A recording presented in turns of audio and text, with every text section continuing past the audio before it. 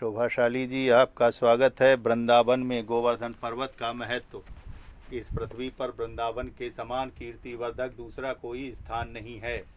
प्राचीन कल्प की बात है।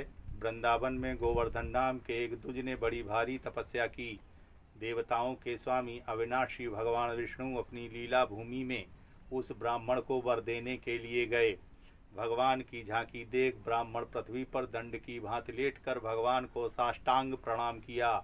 फिर भगवान के द्वारा वर मांगने की आज्ञा मिलने पर गोवर्धन ब्राह्मण श्री हरि से बोले, प्रभु आप मुझे दोनों चरणों से दबाकर मेरी पीठ पर खड़े रहें, यही मेरे लिए वर है।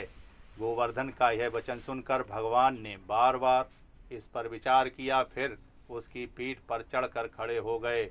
तब ब्राह्मण ने फिर कहा, देव जगतपते, मेरी पीठ पर खड़े हुए आपको अब मैं उतार नहीं सकता, इसलिए इसी रूप में स्थित हो जाएं। तभी से भगवान पर्वत रूपधारी गोवर्धन ब्राह्मण का त्याग न करके प्रतिदिन योगी वन में जाते हैं। कृष्णावतार में भगवान ने गोवर्धन ब्राह्मण को अपने सारूप्य भाव को प्राप्त हुआ जानकर उसे नंद आदि के द्वारा गिरिराज पूजन से भोजन कराया। ब्राह्मण को तृप्त कराने के पश्चात उसे प्यासा जानकर भगवान ने नूतन मेघों का जल पिलाया। जो मनुष्य भक्ति पूर्वक विभिन्न उपचारों से गोवर्धन पर्वत की पूजा और प्रदक्षिणा भाव से परिक्रमा करता है, उसका फिर इस संसार में जन्म नहीं होता।